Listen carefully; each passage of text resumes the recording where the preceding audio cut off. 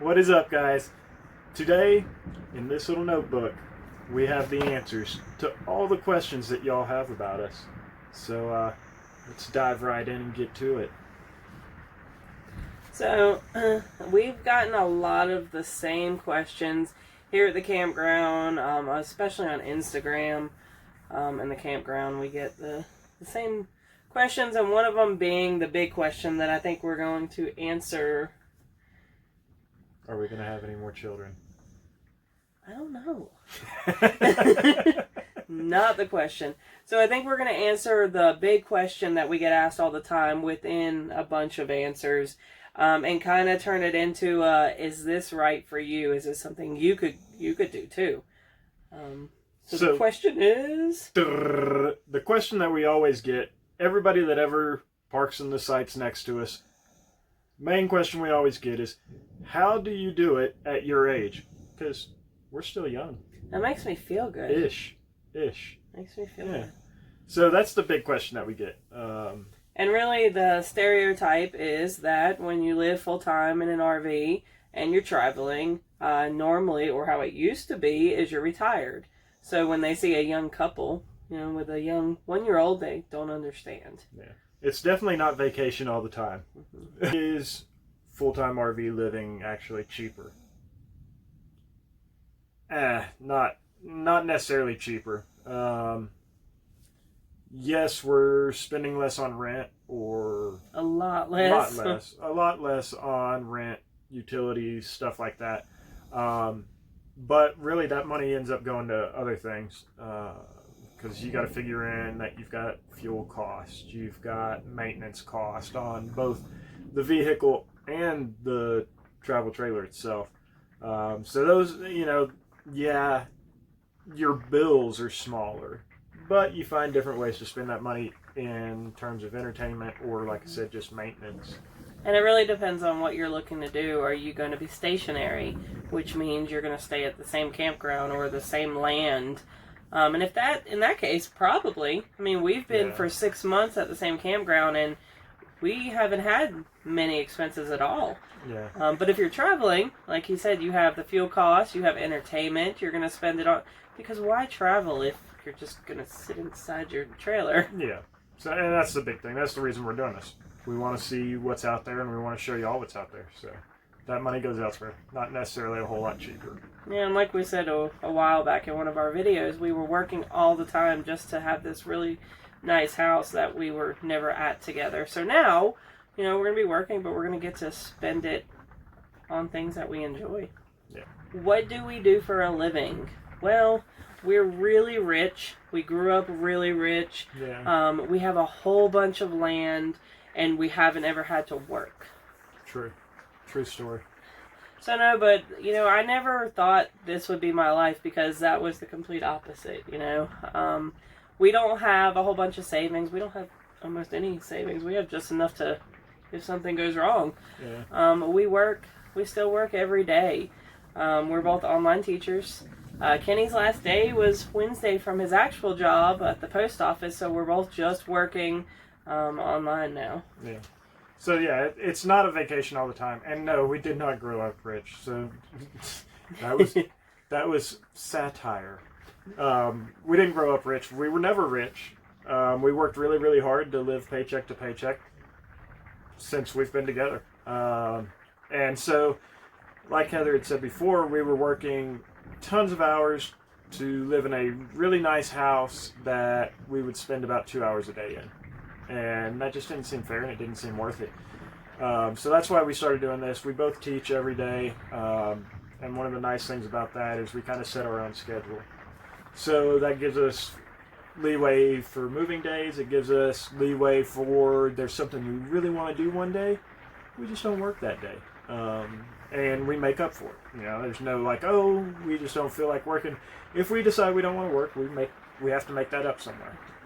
So that's it. It's definitely not vacation all the time. There's still work that has to be done. And I like that, because that makes it a balance. We're still working. I work for those that don't know, I work for VIP Kid. It's an online ESL company. I work in the mornings with them, so I start at 5 or 6 o'clock in the morning and work till 9. And then I'm also now working for Outschool, so I make my own hours there too, and I'm doing that until about 1 o'clock in the afternoon, and then I'm free. So to be able to work in the morning and have the rest of the day, with my family, I think that's perfect. So, like he said, for moving days, like we're getting ready to move on the 28th, I blocked out the 28th and the 29th. I'm not working, so I can do that. And same thing, I teach ESL online. I teach for a different company. I teach for PALFISH, and then I also teach for Outschool also. So, a whole bunch of teaching going on. You would think that we're really, really, really smart. We're only kind of smart. So, and that's just kind of, everybody isn't great at teaching. So if it's something, you want to do this life, I'm going to jump into teaching. If it's not something that you enjoy or that you think you'd be great, don't do that. There's so many other things you could do. I've always loved teaching. I've been a teacher for a long time. But there are so many jobs online that you could do. Well, and now's the perfect time. If we're being real about this virus thing and everything, now's the perfect time to look for work from home jobs, because that's what everybody's going to, and it's going to be that way for a while, I think. And I think a lot of companies are starting to realize that there's a lot of advantages to having their employees work from home. So now's best time that there's ever been for finding online work from home jobs. But if you do want to be a teacher, feel free to send us a message, and we would love to help you out. We have 3 different companies that we can hook you up with. So, there's that. All right, guys. Another thing to think about if you are going to take on this kind of lifestyle, you're going to have to learn some basic and not so basic rig maintenance. And when I say rig maintenance, I mean your vehicle and the travel trailer or RV itself. Otherwise, you're going to have some pretty constant repair bills. And a lot of that stuff you can do yourself. The biggest expense you'll have then is getting your parts. And if you've just got the basic knowledge and maybe just a little bit more than just basic, you can do a lot of it yourself. That saves you a lot of money. That saves you a lot of expense. And that money then gets funneled back into travel days, exploration, and going out and seeing what a certain area has to offer. So definitely, if you're going to take on this type of lifestyle, make sure you kind of study up on some basic vehicle maintenance and repair, and that'll kind of transition over to your RV. But home repair, I mean, that's basically what it is. It's a scaled down home repair that sometimes is a little bit more complicated than a house, but just kind of, hone up on your skills of fixing stuff. And I mean, if that scares you where you say, oh, I know nothing about an RV, I know nothing about a travel trailer, guess what? Either did I. I mean, I'm trying to think. I've been in my dad's camper growing up. That's why she married me, that way I could fix everything. I've been in my dad's camper growing up, but that was about it. Never on the road, never fixed anything, never saw him fix anything. So Kenny's a mechanic. He's always taking care of the truck. But, in the 6 months that we've been living in here, I couldn't, there's been so much stuff I've learned. I feel like I know so much. Obviously, I can't do it without you. You know so much more than me, so you're stuck. But, oh gosh, we're about to shake now because of Maynard. The dogs want to be in the video. It seems they always do this now when we're making videos. So YouTube is the best place, especially our channel. But check it out, YouTube, Googling things, asking people that have done this before. You can learn very easily if you're willing to do some things, if you're willing to clean out the poop tank, if you're things like that. It's things that you don't normally have to do at home, but it's really not that hard. Okay.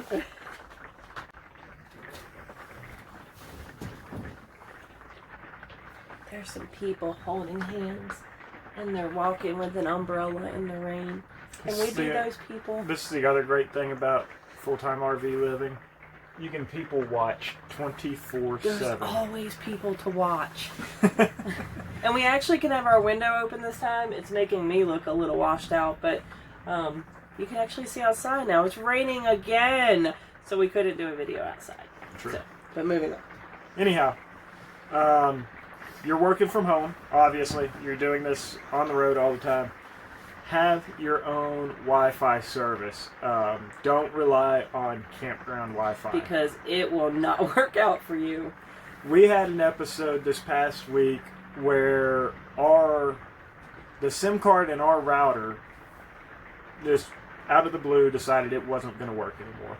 And we had to go, 9 days. 9 days waiting on the new SIM card to get here. And luckily, my parents are here. My mom's got a Wi-Fi jetpack that she let us borrow. If we hadn't had that, it might have been we would have been in a lot of trouble. Yeah. So really, even taking our own advice when we say this, we need to have a backup plan for when it doesn't work.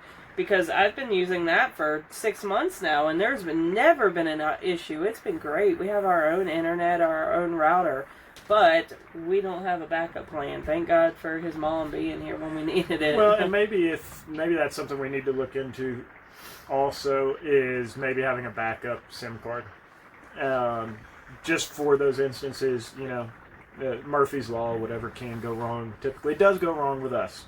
So yeah, so I have a video that I can link in the description of this one, for how I teach. It's on my teaching one, how I teach, what internet we use, but it's OTR mobile.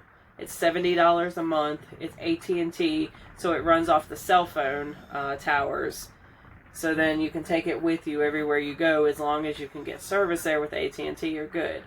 But with anybody that travels, you need to make sure that you're looking up on the different apps and stuff of what Wi-Fi is like there, what cell service is like there. But yeah, we're up here at the top of the campground, and we have probably one bar of the Wi-Fi for the campground's Wi-Fi, yeah. And there's, hundreds of people here that are sharing it. You can imagine the bandwidth. Yeah. It's like dial-up, for those of y'all that remember dial-up. And then it's a MoFi router that I got off Amazon. It was like $300, but it is way worth it. It is so worth getting. And the nice thing about it is it's a really good router, and it's tiny. Yeah. It's really small, so in our tiny space, it's nice to have tiny things. Okay, guys, the other thing that we do that saves us some money is we shop budget-wise in terms of grocery shop. We buy a lot of junk that we don't need. But the thing is nowadays, Dollar General and Dollar Tree, they have freezer sections. They do. They actually have real food. Yeah. So a lot of our grocery shopping, I mean, we'll go to Walmart and stuff like that for bigger items, but just for the everyday kind of stuff, we hit up Family Dollar, Dollar Tree, Dollar General, all those dollar places. And that's just to keep our grocery bill down. Well, what's hard about here, living this life, is it's harder to buy in bulk. Like, we used to go to the grocery store and we would buy a lot of stuff at once, so we didn't have to go often. Here, we have a really small, not really small, I guess it could be worse, but it's a smaller fridge and freezer than we had. So you can't fit that much. Your pantry, you barely have one, if at all. So you have to go shopping more often. So when, you could do your regular shopping at one place, and then when we need something, Dollar General's right down the road. Dollar Tree, to me, that's awesome. They have a frozen and fridge section now, so. I actually just bought here we're still in Banner Elk. So in Boone, there's a restaurant called Daniel Boone Inn. If you're ever in Boone, definitely check it out. It's kind of pricey, but it's worth the experience. They do like the family dinner, family meal thing where they just come and set a whole bunch of food out on the table. It's buffet. It's family style. Family style. Buffet, so, kind of like when you'd go to your grandma's house for dinner or something, and she'd have the big bowl of beans and mashed potatoes and all of that stuff sitting out. We're famous here, by the way. People drive by and honk. But anyhow, that's how they serve their food. Really neat place to see, but back to my original story. I just bought some salt-cured ham that they sell at Daniel Boone. It's the stuff they sell there from Dollar Tree for $1. Pretty awesome, I think. So yeah, shop budget friendly. Like I said. Yeah, and it's just being able to make a budget and stick to it. Like I said, we're still working on it. We've never been good at that because we would just spend because we could. And now it's, okay, you want to keep doing that, you're not going to be traveling to too many places. So we're getting better at it, but it really, really is important because it's the only way to do this. You have to know how much money you have to spend on each thing. You have to know how much money you have to get to your next place, how far you can go. Yeah. If you don't have enough money to get 200 miles away, you're not going. All right, guys, the next thing, and this is really just goes into your planning, knowing places you can get back to in the case of catastrophic events. And when I say catastrophic events, I don't mean like, tornadoes, hurricanes. Those are catastrophic, yes, and that might be something that we have to get away from. What I mean is if something on the truck breaks or on the trailer breaks, that's not something I can do on myself in a driveway or in a campsite. And it's something that I have to take to somebody to get done, and it's really expensive. We know places that we can get back to in order to survive those events and still be able to continue doing what we're doing. And that could be us parking in somebody's front yard or driveway or in front of their house for, however long it needs to be. So we've got several of those. And have a home base. Have a home base that you can get back to no matter where you're at. Right. And just so everybody knows, if you have not told us that we can come do that at your house, that doesn't mean you're not on the list. We will Cousin Eddie you in a heartbeat.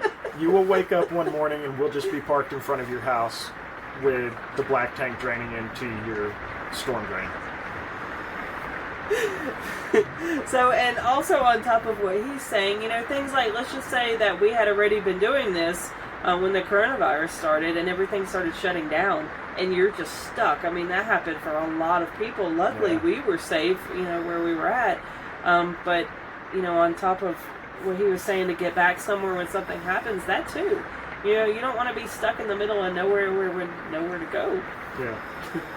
So all those places, like I said, if something were to happen on the truck, if it came down to it, we can rent a truck and I can get the trailer back to one of those places. And then, when things are done and we recover, we hit the road again. It's that simple. Another thing that we have considered and we are okay with, for those instances when funds get drained low, whether it be a repair or something that I had to do on the trailer or the truck, is boondocking and being okay with not having all the amenities of a campground, like your, outside your showers that aren't in your trailer, and having to run off of a generator for power. So that's something that we're okay with and that we plan to do. That's something that we even plan. Basis. I was going to say we even plan on doing when we don't need to. Yeah. But that's a way to save up money. You don't have to pay for costs of a campground. You don't have to pay for anything other than what you need to survive. And it's a way to kind of get your funds back up. So if your savings start to get a little low, it's a way to get your funds back up. Yeah. And there's some great boondocking. I think from all the places that I've been looking at, the best places to go, the best views you're going to get from your window is the boondocking. Oh yeah, definitely. So one thing that is a little easier for us because we are younger is we don't have 50, 75 years worth of stuff together. I think we did though. Well, living that long together, I think it would be worse. So we had a lot of stuff, but not as much as we could have had. But that's, we have a small trailer. That's something you have to think about. Can you live without most of your stuff? So what she's saying is get rid of the junk in the trunk. Nope. Not what I'm saying. That's what I took from it. If, kind of how we looked at it, we had to, this was over a couple months we did it, and usually it takes people a lot longer than that, is we would take things, okay, we don't want this, we're fine, who cares, get rid of it. But then there were things we were putting to the side where it was like, okay, well, I still really like this, or this means something to me, or I'm going to use this one day. Then we went back to that same pile and went through it again. And that took several times where we were finally both like, oh, this feels amazing to let go, to get rid of things. Well, and that's the thing. Don't be in a rush to throw stuff out. Yeah. yes, get rid of stuff. I think what it was with us is we slowly, instead of just ripping the Band-Aid off, which in some cases is the best way to do things, this was kind of slowly removing it and giving us the opportunity to learn that stuff is just that, it's stuff. And we're doing this to enhance our family experience and enhance the growth of our family. And in the doing it slow process, we're able to realize that it was all really just stuff, and it got easier. Well, and it helps keep us from regretting getting rid of something because we just wanted to do it quickly. We actually took time and thought about it because we went back to those same piles and picked at them until they were finally almost no pile. Until it all fit in a 29-foot travel trailer. The trailer that we are in has almost no storage. We do not have a storage unit like some people do. They'll have one at their home base and they'll keep stuff there. Literally what's under this trailer and under our bed is what we have, what we own, and I am so happy with that. We're not doing this to keep storing all of our stuff in closets. We're doing this for the experience. We're not even going to be in our trailer that often, so. Yeah. And that was a big thing with starting all of this. We didn't want a storage unit because we didn't want the bill. Mm-hmm. Part of preparing for all of this was getting rid of a lot of our bills. So to add another one onto it, that just didn't make sense. Mm-hmm. So, are you okay with not having much stuff? And then for some of you, we were renting, so we didn't have to worry about all that, but you got to sell your house. You got to sell possibly your cars, or, it's just make sure that you're okay with all those things. And I mean, you can do this and don't have to do it full time, but if you're looking at doing it full time like we are, then what you have that can literally roll with you is what you have. Right.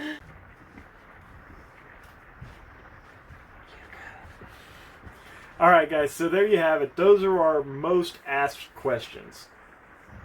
Questions most people ask. Most asked questions. He just said that. But those are the questions we get asked all the time.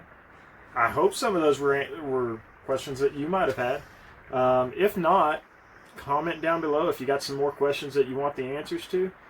Make sure you subscribe. That's another way we're doing this. We need people to subscribe. That's one of the things we do. That's why we do this.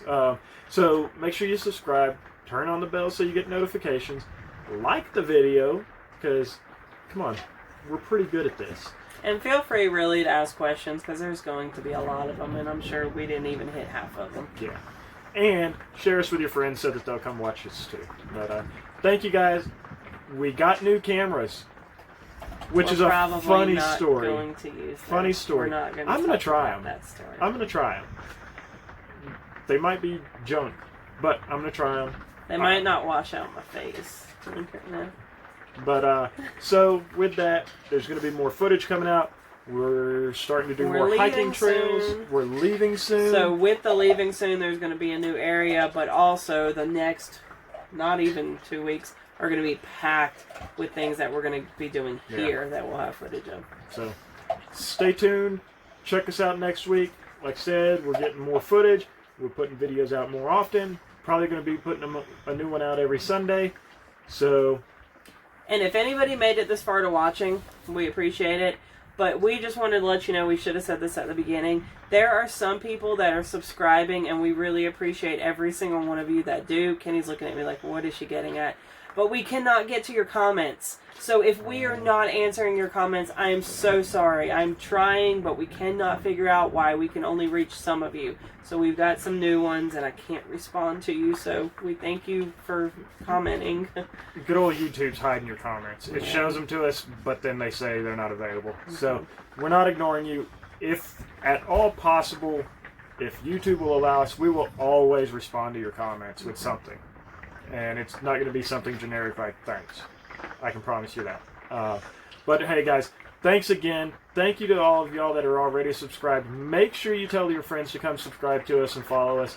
And we'll see you next week. Bye guys. So Elias is mad at us because he woke up as soon as we turned the video off. So he just wanted to say hi. We'll say hi. Elias, you say hi to everybody? Say hi. You said, or I just want you to stare at me and how cute I am.